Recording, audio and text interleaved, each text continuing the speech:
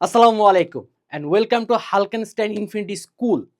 যারা হচ্ছে বৃত্তি পরীক্ষার্থী এবার তাদের কিন্তু খুব কাছাকাছি আমাদের বৃত্তি পরীক্ষাটা চলে আসছে এবং আপনারা অনেকেই এখন পড়াশোনা যতটুকু দরকার তার থেকে সব থেকে বেশি ফ্রাস্ট্রেটেড আছেন। ভাইয়া কি করব?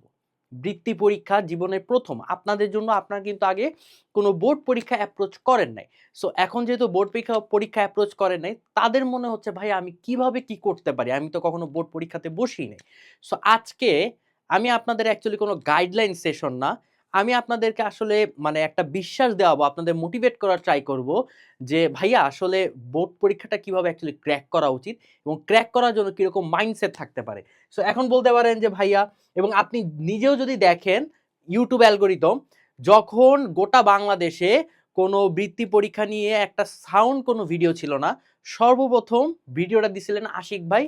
সেটা হচ্ছে আপনাদের সব সিস্টেমেটিক ওয়েতে এবং প্রপার একটা ভিডিও যে আপনার একদম শুরু থেকে শেষ পর্যন্ত কিভাবে কি করা উচিত, এই টাইপ ভিডিওটাই বানাইছিলাম আমি, যেটা হচ্ছে সর্বপ্রথম ছিল, যে একটা গাইডলাইন বেসড ভিডিও। ঠিক আছে? তাহলে বলতে পারেন যে ভাই এতদিন তাহলে কেন দেন নাই? আমার কাছে মনে হয়েছে যে আপনাদের পাশে আশিক ভাইয়া আছেন, আপনাদের পাশে সামি ভাইয়া, মাহি ভাইয়া, সোহান ভাইয়া, সাইদ ভাই সবাই ছিলেন। সো এখান থেকে আমি আর এখানে আর পেনিট্রেট করার ট্রাই করি নাই। কিন্তু এখন আমার মনে হচ্ছে যে আম এখন আপনাদের আসলে স্পেসিফিক সাবজেক্ট ওয়াইজ না গিয়ে ইন টোটাল যদি ২টা-৩টা কথা বলি এবং আপনারা যদি মোটিভেট হন, মনে যদি সাহস পান, তাহলে আমার যে ছোট ভাই বোনগুলো আছে তারা অ্যাকচুয়ালি তাদের গোলে আগাইতে পারবে। কারণ আমি নিজে হয়তোবা দূরে ছিলাম, কিন্তু তাই বলে যে আপনাদের নজরে রাখি নাই এরকম না। আমি প্রত্যেকটা মোমেন্ট আপনাদেরকে নজরে রাখছি, যাতে আপনারা আপনাদের বেস্ট ওয়েটা কিভাবে আউটপুট করতে পারেন সেটা জানানোর জন্য। এবং আজকেই অ্যাকচুয়ালি এটা অ্যানালাইসিস ভিডিও, যে আপনারা কিভাবে পেনিট্রেট করতে পারেন আপনার বোর্ড এক্সামটাকে। ঠিক আছে? প্রথম কথা, আপনারা অনেকে বলে থাকেন যে ভাইয়া এক্সাম হল নিয়ে প্যানিক খাই, এবং মজার কথা হচ্ছে এক্সাম হল নিয়ে ভাইয়া আমিও প্যানিক খাই। ঠিক আছে? আমি আমার লাইফের সবথেকে গোল্ডেন মোমেন্টগুলো নষ্ট করছি এক্সাম হলে প্যানিক অ্যাটাক খাওয়ার কারণে। এক্সাম হলে এরপরে আমি যখন শিখছি যে এক্সাম হলে আসলে প্যানিক অ্যাটাকটা কিভাবে কমানো যায়। আমি বা এটা সবার জন্য না। ঠিক আছে? এই প্যানিক অ্যাটাকটা সবাই খায় না। দেখবেন যে কেউ এসে 50% প্রিপারেশন নিয়ে ধুমায়া এক্সাম দিচ্ছে একদম চিল মোডে। আবার কেউ দেখবেন যে 100% প্রিপারেশন নিয়ে ভাইয়া প্যানিক অ্যাটাক খেয়ে সে তার মানে পটেনশিয়ালটাই ইউজ করতে পারে নাই। তার যে অ্যাকচুয়াল পটেনশিয়াল, তার অ্যাকচুয়াল হার্ডওয়ার্ক, এটাকেই সে ওভারল্যাপ করতে পারে নাই। এই জায়গাটা নিয়ে আমি প্রথমে স্টার্ট করব। প্রথম কথা দেখেন, আপনি প্যানিক অ্যাটাক খাওয়ার প্রথম রিজনটা কি জানেন? এইটা হচ্ছে আপনি কনক্লুশনে চলে যান। যে আপনি কি করেন, আপনি রেজাল্টের দিকে ফোকাস করেন। কনক্লুশনে চলে যান যে আমি যদি এখানে ভালো করতে না পারি, আমি যদি ভাইয়া এই এক্সামটা ভালো করতে না পারি, তাহলে আমার সাথে কি কি হইতে পারে। এবং এই যে কি কি হইতে পারে, সেটা আপনার যে কনফিডেন্স, এই কনফিডেন্সটাকে একদম মানে জিরো করে দিচ্ছে। জিরো থেকে যদি নিচে মাইনাস কিছু থাকে, ওইখানে আপনাকে নিয়ে দিচ্ছে। তার মানে আপনি যখন পরীক্ষার হলে যাচ্ছেন, কখনোই আপনার মাথায় ঘোরানো যাবে না যে আমি যদি বাই চান্স এখানে ফ্লপ করে যাই তাহলে আমার কি হবে। তার মানে রেজাল্ট, এই রেজাল্টে যদি ফোকাস না করেন, দেখবেন অনেকাংশে প্যানিক অ্যাটাক আপনি খাবেন না। এটা একদম চিরন্তন সত্য কথা। আমি আমার যে পরীক্ষাগুলায় রেজাল্টের কথা ভাবি নাই, আমার শুধু টার্গেট ছিল বাবা আমি পড়ছি, দুমায়া পরীক্ষা দেবো, যা আসে সব অ্যান্সার করব। ওই এক্সামগুলোই আমার কেন জানি ভালো হয়েছে। এবং আমি যেখানে 100% প্রিপারেশন নিয়ে আমি বসছি এবং আমার মাথায় ঘুরছে বাই চান্স আমি যদি এখানে করতে না পারি তাহলে আমার সাথে কি কি হইতে পারে, বিলিভ ইট অর নট, 90% কেসে 90% কেসে আমি আমার পটেনশিয়ালটাকে মিট করতে পারিনি। এবং লাইফের সব থেকে বাজে ব্যাপারটা কি জানেন? নিজের পটেনশিয়াল থাকা সত্ত্বেও পটেনশিয়ালটাকে মিট করতে না পারা। এইটা মনে করেন যে মানুষের যে মেন্টাল স্ট্রেস, অনেকে বলেন যে প্রেমের আঘাত বড় আঘাত। যারা প্রেমের আঘাতকে বড় আঘাত মনে করেন, তারা কখনো এই জিনিসটা ফেসই করেন নাই। যে পটেনশিয়াল আছে, আমি ক্র্যাক করতে পারবো চোখের পলকে, কিন্তু কোনো কারণে আমি মিট করতে পারলাম না। এই কষ্টটা অনেকেই, খুব কম মানুষই পাইছে। আমি এবং মনে প্রাণে দোয়া করি যাতে কম মানুষই থাকে, বেশি মানুষ না পায়। সো প্রথম কথা কি, যে আমাদের প্যানিক অ্যাটাকে হওয়া যাবে না। প্যানিক অ্যাটাক খাইলেই মনে করেন আপনার শেষ, গেম ওইখানে ক্লোজ। ঠিক আছে? তার মানে আমার যদি বৃত্তি পরীক্ষা ভালো না হয় তাহলে কি হবে না হবে, কি হবে ভাইয়া, কিছুই না। একটা পরীক্ষা, এটা এটা একটা পরীক্ষা। পরীক্ষা, এটা খুব বেশি কিছু না। আপনার কি জীবন চলে যাবে? না, আপনার জীবন চলে যাবে না। আপনার কাছে অনেক সুযোগ আছে। আপনার বাবা, জীবনটা একটা সিঁড়ি, জীবনটা একটা সিঁড়ি। এই সিঁড়ির মনে করেন স্টার্টিং পয়েন্টটাও বৃত্তি পরীক্ষা না, বুঝতে পারছেন? এই সিঁড়ির মনে করেন আপনি যে প্রথম সিঁড়িটা পা দিবেন, এইভাবে যে পা দিবেন, এই পা দেওয়ার প্রথম সিঁড়িটাও আমার বৃত্তি পরীক্ষা না। তাহলে কেন এত বেশি আপনারা চিন্তা ভাবনা করতেছেন বাবা? দরকার নাই, ছেড়ে দেন। প্রিপারেশন নিছেন, আপনার টার্গেট হবে আমি আমার প্রিপারেশন ওয়াইজ 100% এফোর্ট দিয়ে আসবো। আমি আমার প্রিপারেশন ওয়াইজ 100% এফোর্ট দিয়ে আসবো। এরপর যদি হয় আলহামদুলিল্লাহ, না হইলে সামনে ফোকাস করব, শেষ। কি হবে না হবে এটা নিয়ে ভাবা যাবে না। তার মানে এক্সাম রে কখনো ভয় পাওয়া যাবে না। এক্সাম রে ভয় পাওয়ার মেইন রিজনই হচ্ছে আমার প্যানিক অ্যাটাক। প্যানিক অ্যাটাকে কখনো পড়া যাবে না। কি করতে হবে? এক্সামটাকে একটা সুযোগ মনে করতে হবে, একটা সুযোগ। যদি হারাই কোনো সমস্যা নাই, যদি হয়ে যায় তাহলে আলহামদুলিল্লাহ, একটা ভালো কিছু। বুঝা গেছে? সেকেন্ড হচ্ছে নতুন কিছু ধরা যাবে না। সামনে আর খুব বেশি দিন কিন্তু বাকি নেই। এখন আপনি যদি নতুন জিনিস ধরেন তাহলে আপনি রিভিশন দিবেন কখন? তার মানে এখন কি করা যাবে না ভাইয়া, নতুন জিনিস ধরা যাবে না। আপনি যা পড়ছেন সেটাকে আরো একটু শেপে নিয়ে আসার ট্রাই করেন। এই শেপটা আনার প্রসেসটাই হচ্ছে রিভিশন। রিভিশন দেন। আপনি চাইলে একদিন প্রত্যেক দিন একটা ছোট ছোট পরীক্ষা দিতে পারেন, যাতে আপনার এক্সাম হলের যে স্ট্রেস এটা রিলিজ হওয়ার একটা অপশন থাকে। আপনার কাছে যদি মনে হয় আমি তো বাসায় এরকম পরীক্ষা দিয়ে আসছি, কিসের ভয়? পরীক্ষার ভয়? পরীক্ষার ভয় কিছু নাই, আমি তো অনেক পরীক্ষা দিয়ে আসছি। যাতে এইভাবে করে নিজেকে বলতে পারেন। শোনেন, মানুষের মনটা কিন্তু অনেক বোকা। আপনি এই মনটারে যা বুঝাবেন, এই মনটা তাই বুঝবে। আপনি যদি আপনার মনটারে বুঝান যে কিসের পরীক্ষা, এরকম পরীক্ষা তো ডেইলি দিয়ে আসছি, আর বৃত্তি পরীক্ষা 100% প্রিপারেশন আছে, চিল মুডে যাব, দেখবেন আপনার মনটা ওই বোকাই চিল মুডে যাবে, 100% এফোর্ট দিয়ে সুন্দর মতো বেরোতে পারবেন। বুঝা গেছে? এরপর হচ্ছে এক্সাম হল নিয়ে মাইন্ডসেট। এক্সাম হল নিয়ে মাইন্ডসেট ব্যাপারটা ওই যে প্রথম কথা, রেজাল্ট নিয়ে বলা ভাবা যাবে না। সেকেন্ড হচ্ছে আপনি কোন কোশ্চেন কিভাবে অ্যাপ্রোচ করবেন, এখন থেকে এটা অ্যানালাইসিস করা স্টার্ট করেন। মনে করেন যে আপনার সায়েন্স আর বিজিএস পরীক্ষাটা একসাথে। আপনি ভাবতে পারেন যে আমার তো হচ্ছে সায়েন্সের একটু বেসিক স্ট্রং, তাহলে আমি সায়েন্স দিয়ে শুরু করব। তার মানে সায়েন্স দিয়ে শুরু করলে তাহলে আমাকে এভাবে এভাবে লিখতে হবে, আমার শর্ট কোশ্চেনের জন্য এতটুকু আমি অ্যাপ্রোচ নিব, ব্রড কোশ্চেনের জন্য এতটুকু অ্যাপ্রোচ নিব, ম্যাথ আসলে আমি এভাবে অ্যাপ্রোচ নিব, সেম অ্যাজ। এরপর আমি যখন বিজিএস এ যাচ্ছি, বিজিএস এ তো আমার হচ্ছে ব্রড কোশ্চেন আমাকে এইভাবে অ্যাপ্রোচ নিতে হবে, শর্ট কোশ্চেন এইভাবে অ্যাপ্রোচ নিতে হবে। এইগুলা বাসায় বসেই, এই মাইন্ডসেটগুলো বাসায় বসে আপনাকে করতে হবে। এবং করবেন কিভাবে? পরীক্ষার মাধ্যমে। আপনি যত পরীক্ষা দিবেন, এবং মজার কথা, এই মাইন্ডসেটটাই আপনার আগে বাসায় ইমপ্লিমেন্ট করতে হবে পরীক্ষাতে। তার মানে আপনি যখন বাসায় এই মাইন্ডসেট নিয়ে পরীক্ষা দিচ্ছেন, আপনার যদি ভালো রেজাল্ট আসতেছে তার মানে আপনি রাইট ট্র্যাকে আছেন। যদি খারাপ রেজাল্ট আসতেছে, আপনাকে দেখতে হবে যে কোন পথে গেলে আমি এইটাকে ক্র্যাক করতে পারবো। তার মানে পরীক্ষার হলে বসে কোনো ডিসিশন নেওয়া যাবে না। যা ডিসিশন নেওয়া হবে সব পরীক্ষার আগে। বুঝা গেছে? বাসায় বসে ডিসিশন নিয়ে দেন পরীক্ষার হলে ঢুকবো আমি। এবং মাথায় রাখবেন যে পরীক্ষার হলে অ্যাটলিস্ট হাতে অনেক টাইম নিয়ে আপনারা বের হবেন। অনেকে বলেন যে ইচ্ছি বাইরে বসে থাকবো, কেমন লাগে, আচ্ছা একটু টাইটে টাইম নিয়ে যাই। টাইটে যদি টাইম নিয়ে যান, এই ডিভিশন এবং সিটিগুলাতে, ঢাকা চট্টগ্রাম যেটাই আছে, এই সিটিগুলোতে কিন্তু অনেক জ্যাম থাকে ভাইয়া, অনেক জ্যাম থাকে। দেখা যাবে যে আপনি একদম লেটে পৌঁছাইছেন, আপনার মাইন্ডসেট যা যা নিয়ে গেছেন সব হারায় গেছে টেনশন যে ঢুকতে পারবো নাকি পরীক্ষার হলে। সো হাতে টাইম নিয়ে আপনি পরীক্ষার হলে যাবেন, যাতে আপনি পরবর্তীতে সেটা মেকআপ করতে পারেন। বুঝা গেছে? এরপরে হচ্ছে আরেকটা জিনিস, পরীক্ষার হলের সামনে যখন দাঁড়ায় থাকবেন তখন দেখবেন অনেকে গরুর মতো পড়তেছে, গরুর মতো 4-5টা বই সামনে নিয়ে পড়তেছে। ভয় পাবেন না। আপনি মাথায় রাখবেন, বনের যে বাঘ, বাঘ তো সারাদিন দৌড়াদৌড়ি করে। সিংহ, বনের রাজাকে সিংহ, সিংহ কি সারাদিন দৌড়াদৌড়ি করে? না, সিংহ কিন্তু সারাদিন দৌড়াদৌড়ি করে না। দৌড়াদৌড়ি কখন করে জানেন? তখন যখন তার শিকারের টাইম। আপনি হচ্ছেন সেই বনের সিংহটা। আপনার শিকারের টাইম পরীক্ষার হল, ফাটাই দিব পরীক্ষার হলে। কে আসুক, কার সাধ্য আছে, সব অ্যান্সার দিয়ে বেরোবো পারফেক্টলি।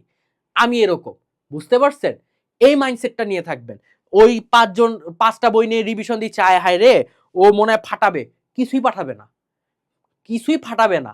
ফাটাবেন আপনি, যদি আপনার মাইন্ডসেটটা এরকম থাকে। আমি সব কিছু বলতেছি। কোশ্চেন পেপার স্ট্র্যাটেজি তো আগেই বলে রাখছি যে আপনাকে কোশ্চেন প্যাটার্নটা সিলেক্ট করে দেন বাসায় এটা প্র্যাকটিস করে আপনাকে দেখতে হবে যে আপনি কিভাবে ইমপ্রুভমেন্ট করতে পারেন। বুঝতে গেছে? এইটা নিয়ে এবার এই পয়েন্টটা নিয়ে কেউ কেন জানি বলে না, কেউ বলে না, কিন্তু আমি বলবো। আমার এই ভিডিওটা এখন আপনারা যারা দেখতেছেন তারা সুন্দর মতো আঙ্কেল আন্টির সামনে নিয়ে যান। এবার মেসেজটা এবার আঙ্কেল আন্টির জন্য। দেখেন আঙ্কেল আন্টি, আমি এবার মানে এখন তো একটু রিকোয়েস্ট করব, বয়সটা কিন্তু ওদের কম, এবং কম বয়সে আগে দেখতে হবে ওরা না 5-এ পরীক্ষা দিছে, না আগে কোনো বোর্ড পরীক্ষার একটা প্রস্তুতি আছে। সো একে কথা ওরা নুব হয়ে পরীক্ষার হলে ঢুকতেছে।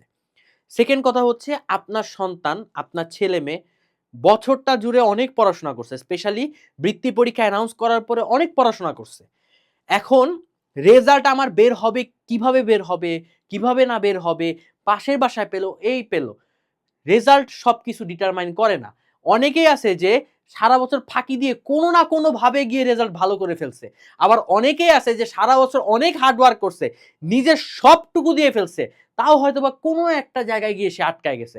তার মানে যে ছেলেটা সারা বছর পড়ছে কোনো জায়গায় মানে কোনো একটা জায়গায় গিয়ে আটকায় গেছে, সে কি খারাপ?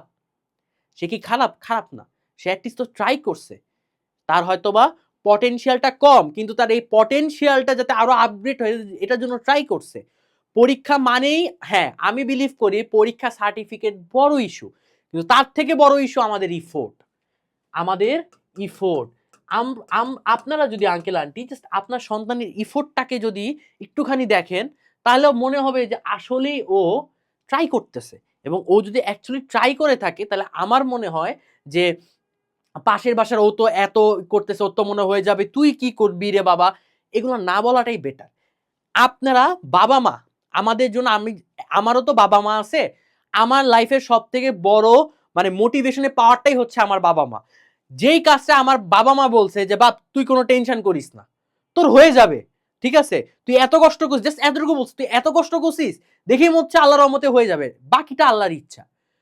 বিলিভ ইট অর নট, আমি ওই এক্সামগুলোতে, আমি যেটা এক্সাম হোক বা কাজ হোক, আমি কেন জানি ফাটায় আসছি, লেজিটা আমি ফাটায় আসছি আল্লাহর রহমতে। এবং আমার কাছে সবসময় মনে হয় যে যতক্ষণ পর্যন্ত আমার মাথার উপর আমার বাপ মায়ের দোয়া আছে, দুনিয়ার আর কেউ আমার আটকাইতে পারে না, এক আল্লাহ ব্যতীত।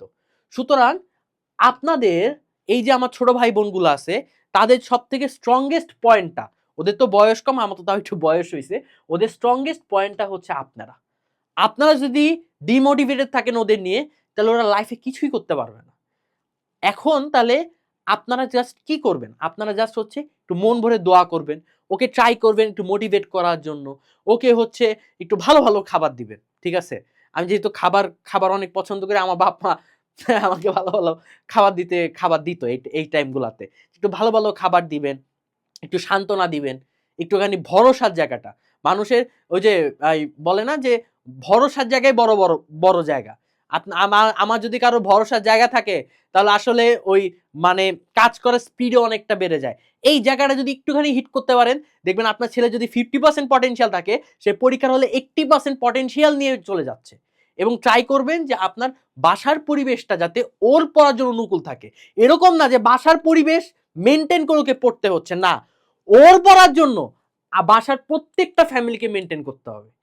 একটা পরীক্ষা মানে যে শুধু একটা স্টুডেন্ট বসতেছে এরকম না, একটা পরীক্ষা মানে, একটা বোর্ড পরীক্ষা মানে পুরো ফ্যামিলি ওখানে বসতেছে, উইথ হিটস প্যারেন্টস, গ্র্যান্ডফাদার, যাই থাকুক ফ্যামিলিতে সবাই।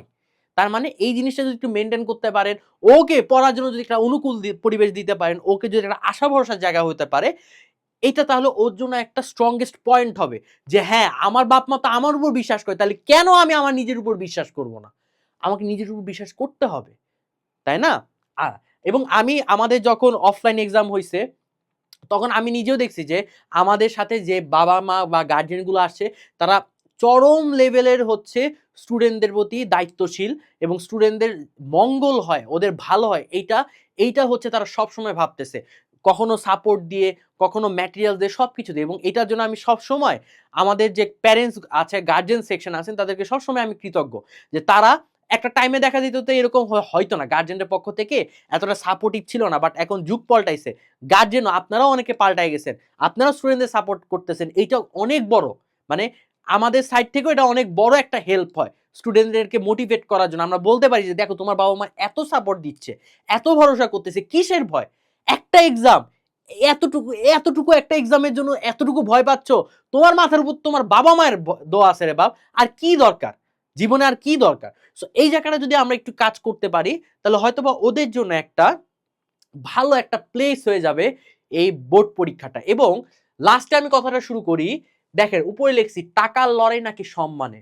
বোর্ড পরীক্ষা কোনো টাকা না, আমি টাকা পাবো এই পাবো, হ্যাঁ এটা মজার একটা, মানে সবারই একটা ফ্যাসিনেশন থাকে এরকম। বাট আমার কাছে কেন ব্যক্তিগতভাবে মনে, আমি লাইভে বলছিলাম যে একটা সম্মান। আমার 5টা ফ্রেন্ড পায় নাই, আমি পাইছি, তার মানে আমি ওদের থেকে আলাদা। এবং যা আমি আবারও এটা বলতেছি, যারা অ্যাকচুয়ালি পাবেন, যারা অ্যাকচুয়ালি পাবেন না, সবাই ভালো স্টুডেন্ট, সবাই ভালো স্টুডেন্ট। কারণ এখানে একটা জেলা সব থেকে বাঘা বাঘা স্টুডেন্ট গুলারে পিক করা হয়েছে। তার মানে আপনারা আগের থেকে ফিল্টার্ড, এটা নিয়ে ডিমোটিভেশন হওয়ার কিছু নাই। আপনি পরীক্ষায় বসতেছেন মানে বাবা আপনি আগের থেকে ফিল্টার্ড একজন মানুষ, কিসের ভয়? দরকার নাই, থাকুক। আমার দরকার, আমার টার্গেট কি 100% এফোর্ট দেওয়া, যে রেজাল্টে আসুক আমি মেনে নিব। কিন্তু আমার যাতে কখনো মনে না হয় ইস আরেকটু যদি বেশি পড়তে পারতাম, আরেকটু যদি এফোর্ট দিতে পারতাম, এই জিনিসটা যাতে কখনো মনে না হয়। যদি আপনি বলতে পারেন আপনার বাবা মাকে যে বাবা মা আমি তো আসলে রেজাল্টটা আমার এরকম এক্সপেক্ট করি নাই, কিন্তু আমি আমার 100% দিছি, এর থেকে বেশি আসলে এফোর্ট দেওয়ার কোনো জায়গা ছিল না, এই জিনিসটা স্যাটিসফ্যাকশন মনের, তখন নিজের মনটা ছোট হবে না, তখন আরো জোর পাবেন যে আমি 100% এফোর্ট দিছি বাট হয় নাই, ইনশাল্লাহ এরকম এফোর্ট দিতে থাকলে কোনো জায়গায় গিয়ে আমি অবশ্যই পারবো। এই জিনিসটা মাথায় রাখবেন। সো আশা করি আমি যে মেসেজটা বোথ স্টুডেন্ট এবং গার্জিয়ানকে দিতে চাচ্ছিলাম এখান থেকে, মানে ছোট একটা জায়গা, ছোট একজন মানুষ হিসাবে দিতে চাচ্ছিলাম, আশা করি মেসেজটা ঠিকভাবে দিতে পারছি। এবং কথা যদি ভুল ত্রুটি হয়ে থাকে অবশ্যই ক্ষমা সুন্দর দৃষ্টিতে দেখবেন। আর স্টুডেন্টদের জন্য, তোমাদের সাথে প্রথমে আমি ছিলাম, ইনশাল্লাহ শেষেও আমি থাকবো। তোমরা শেষে থাকবো, কিভাবে থাকবো?